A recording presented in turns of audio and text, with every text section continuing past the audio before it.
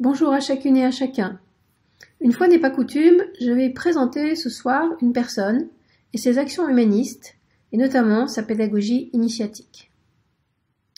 Lors de conférences durant lesquelles je vendais mon livre 365 jours d'école à la maison il y a plus de 10 ans, j'ai rencontré un jeune homme qui tenait un stand à côté du mien. C'était celui de l'Académie Aurore. Ce jeune homme rayonnait de joie et de vie et j'ai beaucoup parlé avec lui. Il m'a expliqué ce qu'il avait vécu au foyer créé par Pierre-Yves Albrecht, dont j'ai fait la connaissance. Je lui ai acheté le CD de chant de sa chorale. Je vous en ferai d'ailleurs écouter un extrait tout à l'heure. J'écoutais souvent ses chants dans ma voiture ou dans mon salon. Les années ont passé et je voyais parfois des informations sur ce monsieur et sur la belle œuvre qu'il avait entreprise. Elle consistait à réorienter les enfants drogués, puis les jeunes perdus, sur un chemin de vie à reconstruire.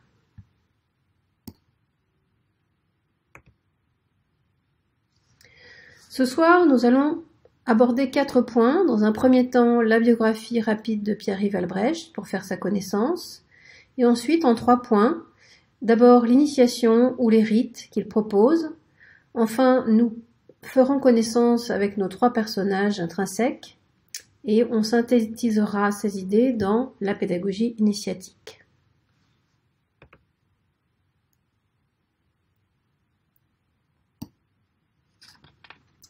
Pierre-Yves Albrecht est philosophe de formation.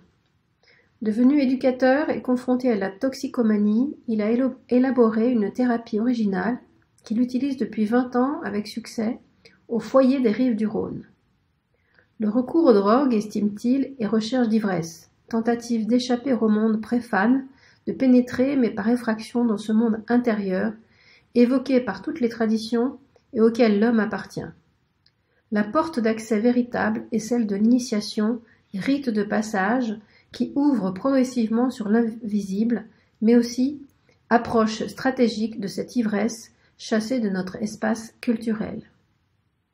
Ce processus initiatique, disparu de nos sociétés occidentales, qui permettent une harmonisation progressive du corps, du cœur et de l'esprit, il le propose aussi à tout individu en quête de liberté.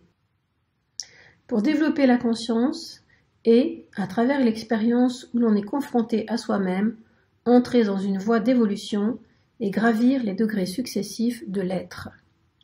C'est un petit résumé de la biographie de Pierre-Yves qui a été écrit par Alain Chevillat. Je vous ai mis sur la diapositive quelques-unes des couvertures de ces livres que vous pourrez découvrir si vous en éprouvez le besoin. Continuons de faire connaissance avec Pierre-Yves et tournons la page sur son travail. Il avait commencé son travail d'éducateur de jeunes drogués dans un foyer et peu à peu, il a ouvert son œuvre à tout un chacun.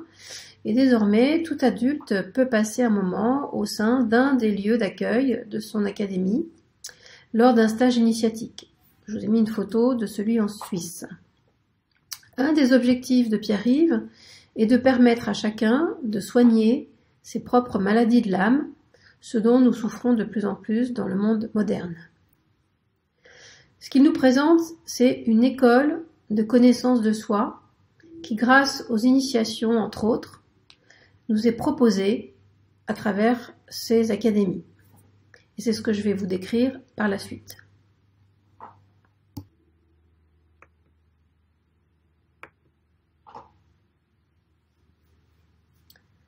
Nous allons aborder les thèmes de travail de M. Albrecht, que je vais appeler Pierre-Yves par la suite, pour que ce soit un petit peu plus simple et qu'on s'approche un peu plus de lui. Je vous ai choisi 2 citations pour finir sur sa présentation.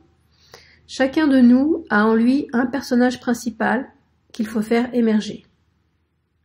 La deuxième citation, l'initiation est un pont entre le monde visible et le monde invisible.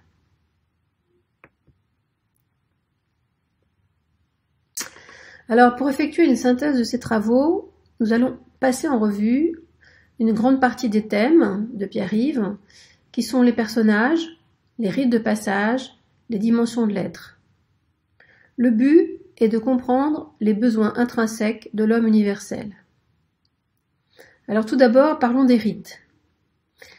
Eh bien, dans les systèmes traditionnels anciens, les rites de passage étaient des étapes obligatoires, programmées et proposées à tout individu pour assumer et réaliser au mieux les 3 modalités de l'âme: végétative, sensitive et intelligible.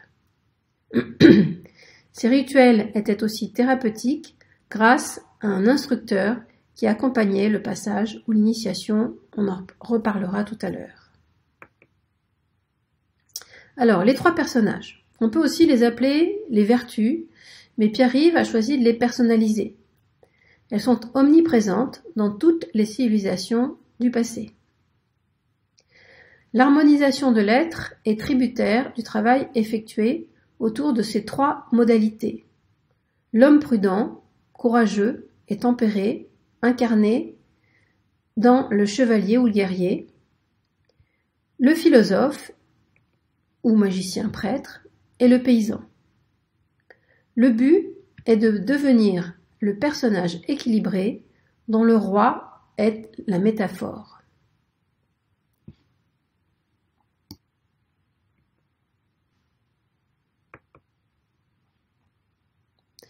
Le paysan représente ici la tempérance. La tempérance consiste à développer en soi une juste température pour les transformations vécues. Elle permet de régler les températures des feux intérieurs qui nous habitent, dont la sexualité et la nourriture, par exemple, font partie. Dans notre culture indo-européenne, nous dit Pierre-Yves, il s'agit du paysan qui va maîtriser les pulsions fortes actuelles, telles que par exemple l'anorexie, la boulimie ou la luxure. Dans le rite du petit berger, par exemple, qui est un passage que des peuplades font suivre à un enfant de 7 ans, la rareté de nourriture et d'eau va aider cet enfant à parcourir le chemin vers le stade suivant de son existence.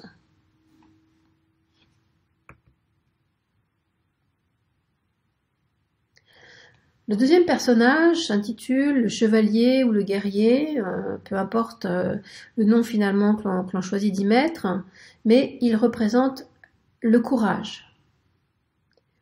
Nous devons chercher la maîtrise de la pensée et des émotions. Il se trouve que l'art martial est parfait pour cela. Il apporte la discipline, le respect et les valeurs nécessaires dans la pratique quotidienne en groupe multi-âge. C'est ce que font le judo, le taekwondo, le karaté, l'aïkido par exemple. Et en fait, ce n'est pas la compétition qui est recherchée, mais c'est sa progression à soi-même et elle vient de son respect, de sa discipline intérieure, mais aussi des autres. Pour Pierre-Yves, le guerrier est une représentation de notre personnage qui doit affronter ses ennemis intérieurs, ses peurs, ses projections, sa propre imagination. Et vous allez voir tout à l'heure que c'est dans le désert, lieu de prédilection pour cet exercice, que se fera ce travail.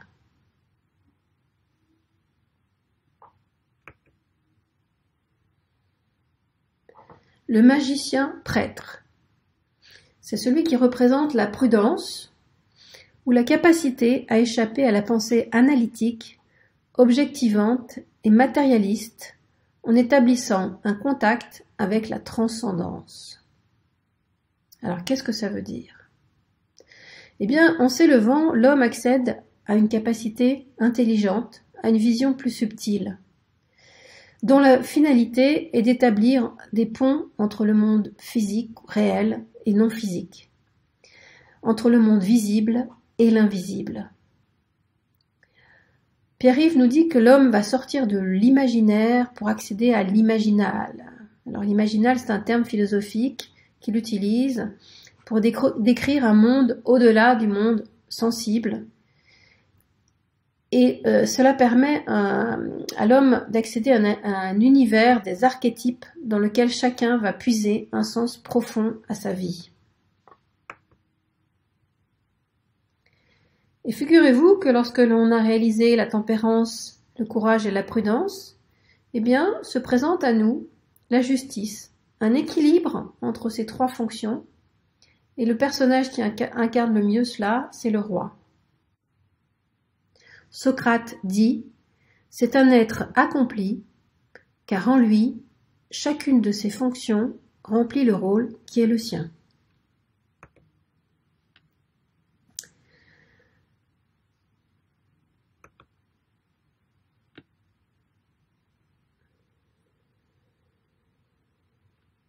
Nous vivons des déséquilibres de nos personnages, nous dit Pierre-Yves, car nous abusons de tout, de nourriture, d'alcool, de tabac, de drogue et maintenant de stimulation numérique avec des activités excitantes sur les écrans tout au long de la journée.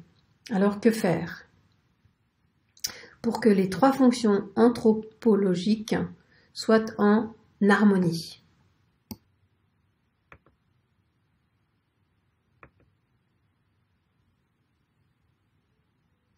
L'homme couché versus l'homme debout. C'est une des métaphores qui me semble intéressante, proposée par Pierre-Yves, car elle se rapproche, selon moi, des idées de Maria Montessori. L'unité de l'être doit pouvoir se tenir verticale et non pas couchée, avachie, écrasée par son propre destin. Il faut réintroduire de l'unité dans l'homme divisé, couché ou coupé en rondelles. Maria Montessori parle du travail du pédagogue dans une classe, qui consiste à dynamiser l'enfant en le hissant vers le haut et en lui donnant accès à un degré spirituel. Je vous encourage à relire L'embryon spirituel si vous voulez en savoir un petit peu plus.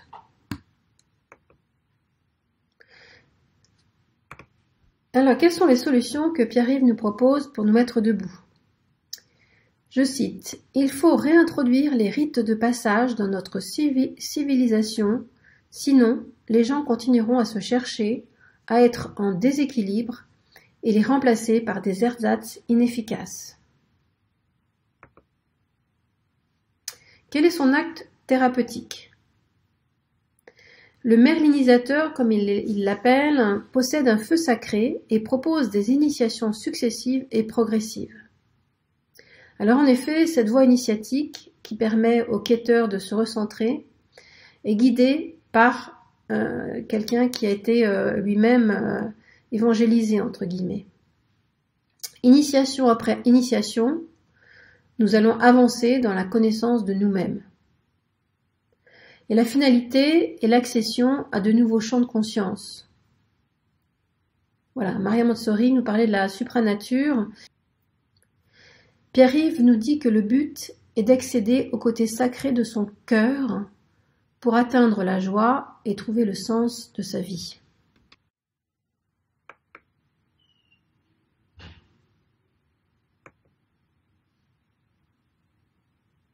Le parcours initiatique ne peut se faire sans un guide.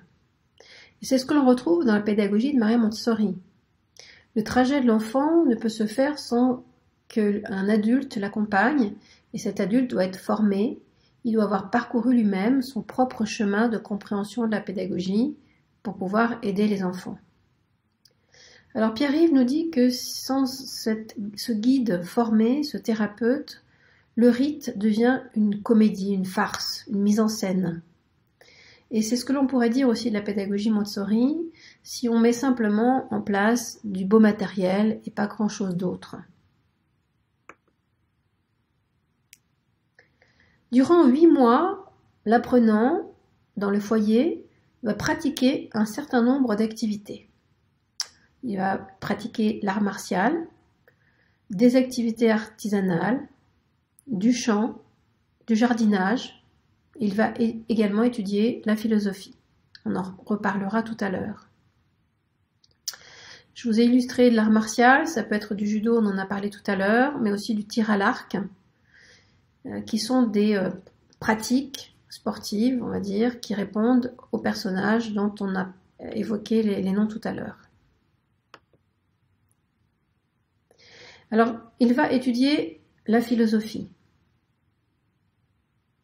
Voilà ce que nous dit Pierre-Yves lorsqu'il parle de son approche.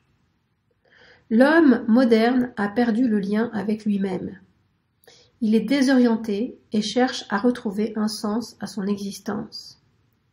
Il a besoin de se reconnecter aux forces subtiles qui sont en lui, afin d'utiliser au mieux ses potentialités et de se centrer. Il est semblable à un attelage dont les différentes parties sont à harmoniser. Du maître, entre parenthèses esprit, au cocher, entre parenthèses mental, en passant par les chevaux, entre parenthèses les émotions, pour aboutir au carrosse, entre parenthèses corps, le courant doit circuler en respectant l'équilibre des divers secteurs pour que la trajectoire soit orientée. C'est le cheminement initiatique qui, au fil des expériences, permettra au chercheur d'harmoniser son attelage et de se relier à son maître intérieur. Pour progresser sur ce chemin, l'Académie Aurore propose de travailler la nature tripartite de l'être humain, c'est-à-dire le corps, l'âme et l'esprit.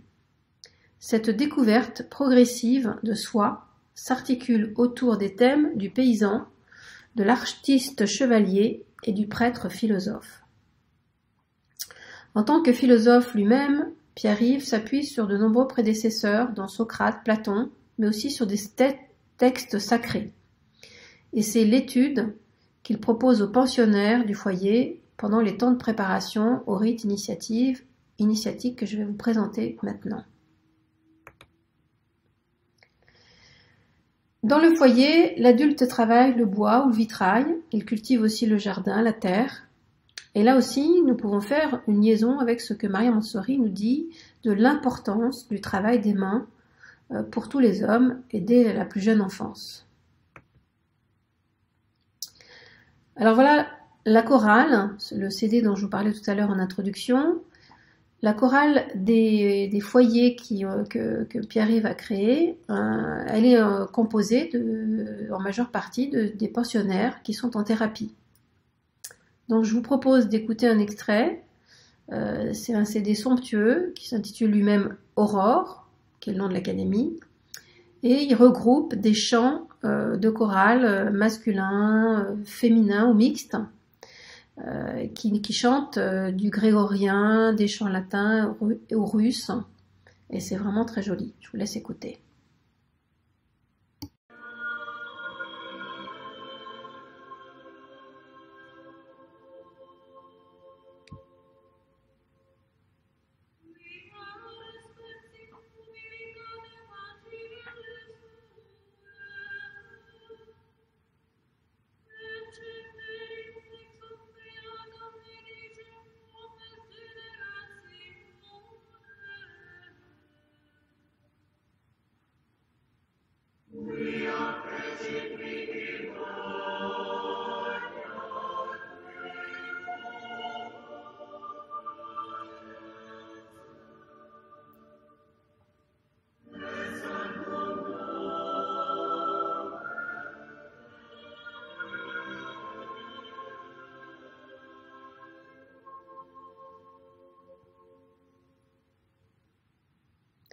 Désolée pour la qualité de l'enregistrement, mais j'avais vraiment envie de partager avec vous cette musique profonde et sensationnelle, encore une fois, qui vient des pensionnaires en thérapie dans ces lieux créés par Pierre-Yves. Donc, si vous avez envie d'écouter en qualité supérieure, il faudra acheter donc ce CD.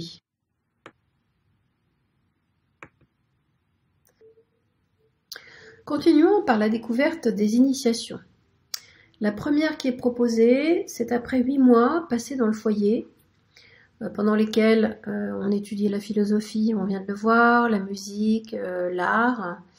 Eh bien, on va proposer aux pensionnaires du foyer d'aller marcher ensemble quelques jours dans la montagne. Et on lui proposera aussi de commencer à prendre des notes, à écrire, à mettre sur le papier tout ce qui lui passe par la tête, dans l'esprit, parce que c'est un des travaux très importants que propose Pierre-Yves. On en reparlera tout à l'heure. Alors la montagne. Si vous n'avez jamais marché en montagne, je vous encourage fortement à le faire parce qu'il se passe vraiment quelque chose d'exceptionnel dans cette activité. Que ce soit seul ou en groupe, pour moi, la randonnée, c'est un raccourci accéléré de la vie.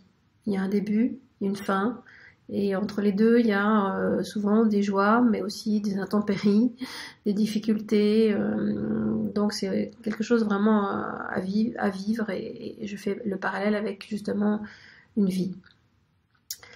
En quelques heures, vous êtes dans un espace-temps où la nature vous ramène à vous et elle fait un travail sur vous. Alors allez-y, osez avec d'autres si vous ne l'avez jamais fait, mais je vous encourage vraiment à découvrir cela. Bon, moi j'ai la chance effectivement d'aimer ça de façon naturelle, mais sans imposer ceci à ma famille, petit à petit nous avons été amenés à partir ensemble en balade et puis en randonnée, voire sur plusieurs jours. Et on n'est pas des fanatiques de la montagne et moi je suis pas quelqu'un qui aime les challenges extravagants. Mais la montagne, tout comme l'océan, hein, je pense, la mer a ses secrets, ses bienfaits et elle est là pour nous les proposer et pour faire ce travail sur nous. Alors attention tout de même, hein, par rapport aux enfants, il y a un degré de dangerosité qu'il faut prendre en compte et là je vous mets aussi en garde. Alors passons à la deuxième initiation. Si vous avez été capable de passer justement quelques jours en groupe en montagne et que ça vous plaît, eh bien la deuxième initiation est là pour vous permettre de continuer ce chemin commencé. Et là, ça va être un petit peu plus difficile parce que il s'agira de passer 10 jours seul dans la montagne. Et là aussi, ça va faire couler en vous et de vous, si je puis dire, l'encre et il faudra avoir de quoi coucher sur le papier. C'est ce qu'appelle Pierre-Yves note cela le récit initiatique. Et peu à peu, il devient poétique. Et il permet à chacun d'être à la fois son héros et son ange, et d'être vraiment acteur de sa propre histoire, qui devient une histoire que l'on peut écrire. L'écriture opère une métamorphose sur le marcheur, et il dit que le marcheur, lui aussi, transforme l'écriture. Donc c'est un jeu de va-et-vient entre l'un et l'autre. Et toutes les facultés psychiques et sensibles sont mises à contribution dans cet exercice, encore plus dans la troisième initiation dont on va parler très vite. Et donc ce récit, il prépare à l'étape suivante, et notamment donc la solitude dans le désert. Alors le facteur temps, solitude et éloignement va ajouter à l'expérience de la montagne. Pour vous trouver, il faut du silence, de l'isolement, une espèce de calendrier qui s'étire. Mais il faut aussi devenir très proche et très dépendant des éléments naturels. C'est comme si on se rapprochait de la vie monacale et on devient dépendant de l'eau, de la nourriture, du soleil, du froid. Et ça permet une interconnexion humaine et générationnelle. Si tout va bien, vous pouvez accéder à la troisième initiation. Et là, on approche le désert.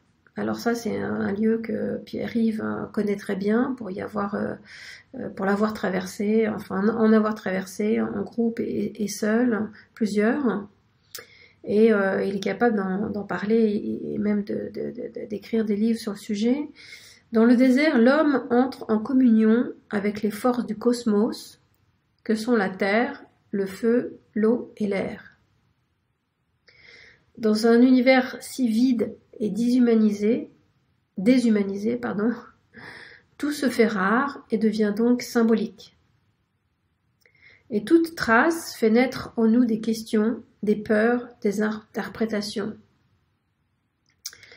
J'ai lu une petite anecdote que Pierre-Yves raconte lors d'une de ses expériences en désert. Il a vu des traces et tout de suite il les a interprétées comme les pas d'un homme, de quelqu'un en fait.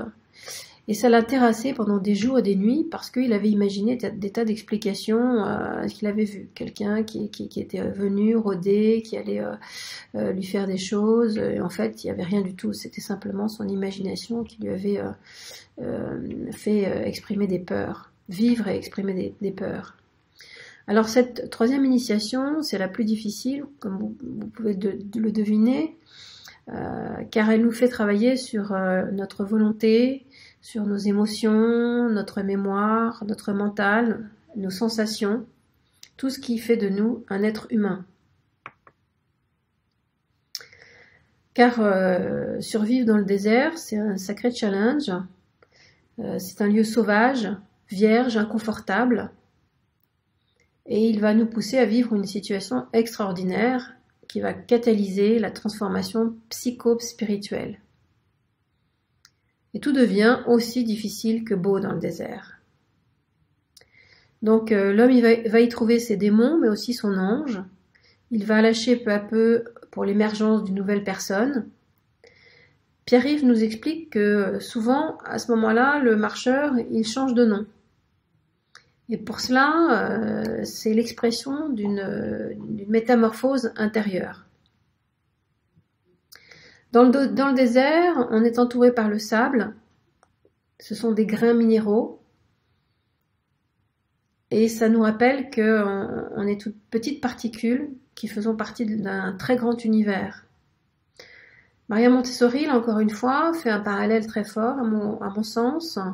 Et je pourrais dire que l'on est un grain cosmique par rapport à son éducation cosmique. Et on est connecté, justement, interconnecté avec les éléments de l'univers, l'eau, le feu et l'air. Alors, à l'issue de cette expérience initiatique très forte dans le désert, il va s'opérer une ouverture en nous-mêmes très, très spéciale. Et cette ouverture va se faire grâce aux voiles qui étaient encore présents dans notre vie, qui vont petit à petit se lever et qui vont nous permettre d'accéder à une autre dimension de nous-mêmes. Les voiles, ce sont en fait nos filtres. Et nous en avons posé, nous en avons construit, et nous accrochons au quotidien à tous ces filtres. Alors ces filtres, ce sont nos émotions, nos pensées négatives, tout ce qui parasite notre mental, mais aussi notre cœur et touche justement notre corps. Le récit se fait en soi-même, pour soi-même. Le cœur va pouvoir se vider de tout ce qui est lourd et inutile. On pourrait faire un parallèle avec les animaux du désert qui sont peu nombreux et qui muent. Nous aussi, nous allons muer. Et cette mue s'opère afin que l'ange qui nous fait écrire cette histoire divine qui vient de notre cœur émerge.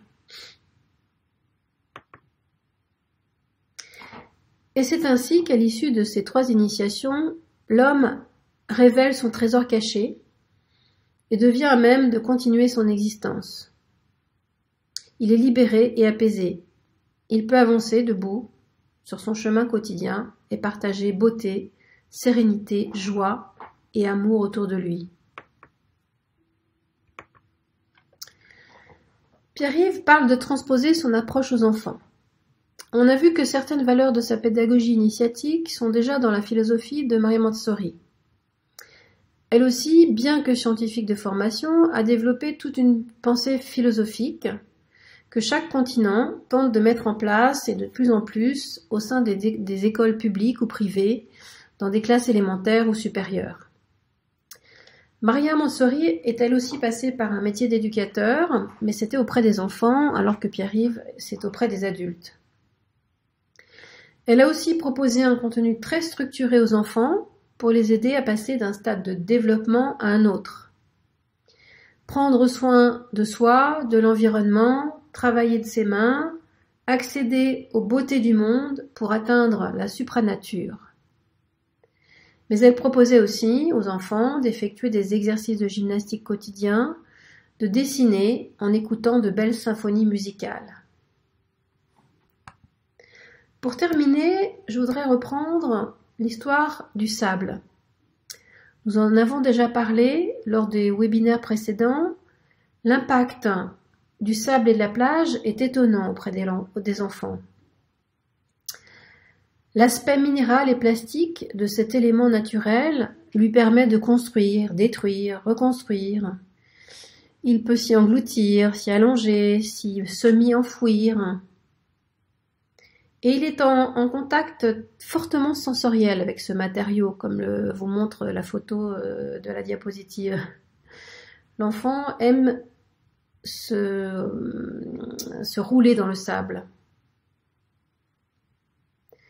Pour revenir au désert, je dirais qu'il s'est fait sur une durée très longue de l'histoire de la planète. Et c'est donc un symbole de cette histoire infinie, très allongée de l'univers. Et c'est peut-être cela que l'enfant recherche et comprend finalement lorsqu'il se roule dans le sable. Ainsi s'achève cette présentation de la pédagogie initiatique de Pierre-Yves Albrecht.